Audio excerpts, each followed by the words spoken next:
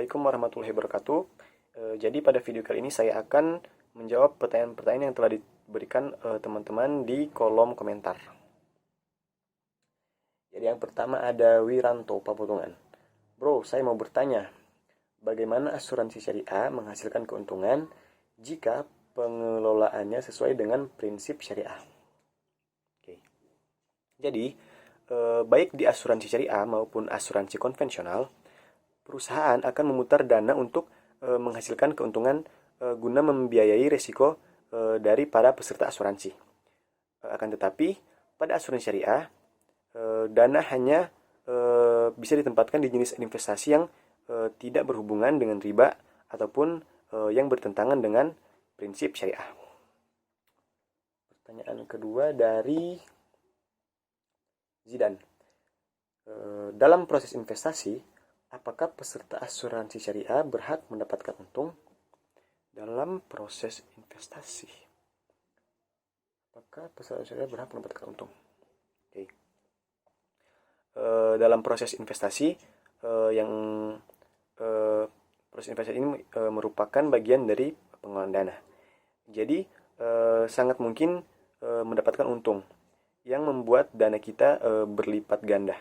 Namun, dalam asuransi syariah, dana ataupun premi yang dibayarkan oleh peserta tidak menjadi milik perusahaan sepenuhnya, akan tetapi hanya dikelola oleh perusahaan.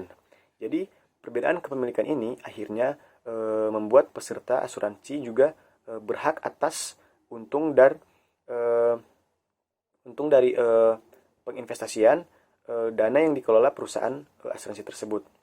Kemudian besaran keuntungan yang diperoleh juga nantinya dibagi rata oleh perusahaan asuransi kepada seluruh peserta yang mengambil produk asuransi syariah itu sendiri. Kemudian ada pertanyaan dari Dwi Ayu. Bagaimana pengelolaan dana di dalam asuransi syariah? Bagaimana pengelolaan dana di dalam asuransi syariah? Oke. Jadi pengelolaan dana. Pengelolaan dana pada asuransi syariah itu bersifat transparan. Jadi jika kita mengambil produk asuransi syariah, kita akan mendapatkan laporan yang transparan mengenai bentuk pengelolaan yang dilakukan perusahaan asuransi syariah tersebut. Kemudian laporan itu merupakan tanggung jawab dari perusahaan asuransi karena dana yang sudah kita setorkan tidak berpindah kepemilikan ke perusahaan, melainkan hanya mempercayakannya untuk dikelola. Jadi perusahaan, saya tekankan lagi di sini, perusahaan hanya untuk menjadi pengelola. Kemudian ada dari Razak Oli. Apakah ada perbedaan perjanjian antara asuransi syariah dan asuransi konvensional? Apakah ada perbedaan perjanjian antara asuransi syariah dan asuransi konvensional? Oke.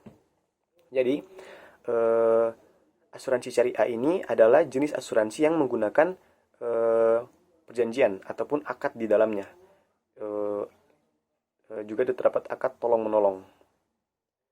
Jadi dalam Islam, jenis akad tolong-menolong ini dikenal dengan nama akad takaful. Akad ini pula yang membentuk skema pemberian dana atas klaim peserta untuk menerapkan prinsip berbagi risiko. Jadi, ketika kita menjadi peserta asuransi syariah dan mengajukan klaim atas risiko yang terjadi, dana yang kita terima sebagian merupakan sekumpulan atau urunan dari dana dari peserta lain. Kemudian ada dari Humairah.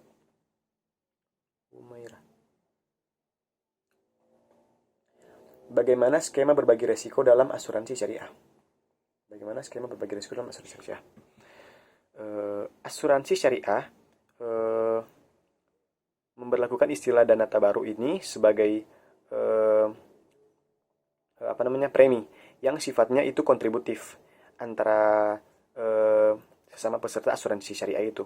Jadi asuransi syariah juga menganut asas tolong menolong. Kemudian dana tabaruk ini dikumpulkan untuk berbagai manfaat yang nantinya akan dirasakan oleh peserta-pesertanya. Ini juga disebut dengan konsep berbagi risiko ataupun risk sharing. Jadi pada asuransi syariah, premi yang sudah kita bayarkan hanya akan dikumpulkan dan dikelola oleh perusahaan asuransi.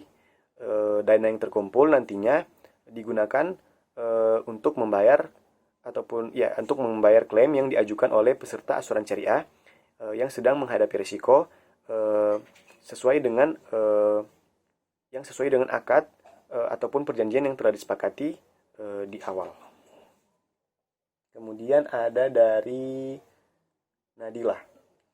Ketika memutuskan untuk menjadi peserta asuransi syariah, apakah memiliki kewajiban tertentu? Ketika memutuskan untuk menjadi peserta asuransi syariah, apakah memiliki kewajiban tertentu? Jadi kewajiban untuk menjadi peserta asuransi syariah itu hanya Jadi ketika kita memutuskan untuk menjadi peserta asuransi syariah, kita memiliki kewajiban itu membayar zakat. Besar zakat yang kita akan keluarkan itu disesuaikan dengan keuntungan yang nantinya diperoleh dari pengelolaan dana yang sudah dilakukan oleh perusahaan asuransi syariah itu sendiri. Kemudian ada dari Susandra.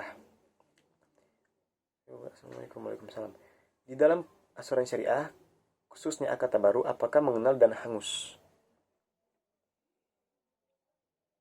Di dalam asuransi syariah, khususnya akad tabaruk, apakah mengenal dana hangus?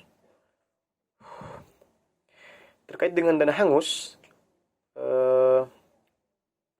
jadi dana yang sudah kita bayarkan tidaklah menjadi milik perusahaan, seperti yang sudah saya jelaskan sebelumnya, tetapi hanya dikelola bersama dengan total dana dari seluruh peserta. Ketika jangka waktu habis, uang tersebut dapat dikembalikan kepada kita. Jadi perusahaan asuransi itu hanya akan memperoleh sejumlah dana yang kecil sebagai imbalan dari pengelolaannya. Juga besarannya pun juga sudah ditetapkan pada kesepakatan di awal. Kemudian ada dari Fili Andini. Apakah asuransi syariah bisa dinikmati oleh peserta non-muslim? Apakah asuransi syariah bisa dinikmati oleh peserta non-muslim? Oke, jadi beberapa keunggulan dari asuransi syariah ini itu asuransi syariah sendiri itu dapat dinikmati oleh peserta, baik itu muslim maupun non-muslim. Jadi karena itu sangat disarankan untuk kita mengambil bagian sebagai pemilik asuransi syariah agar keluarga bisa terlindungi. Selain itu, kita turut membantu perkembangan serta kemajuan dari asuransi syariah di dalam negeri kita. Kemudian ada dari Afifah. Tolong jelaskan lebih detail terkait konsep dari akad tijarah pada asuransi syariah. Tolong jelaskan lebih detail dari akad tijarah pada asuransi syariah. Oke, akad tijarah. Jadi, akad tijarah itu adalah semua bentuk akad ataupun perjanjian yang dilakukan untuk tujuan komersial ataupun mendapatkan keuntungan. Dalam konteks asuransi, akad tijarah ini merupakan kesepakatan kedua belah pihak yang selanjutnya akan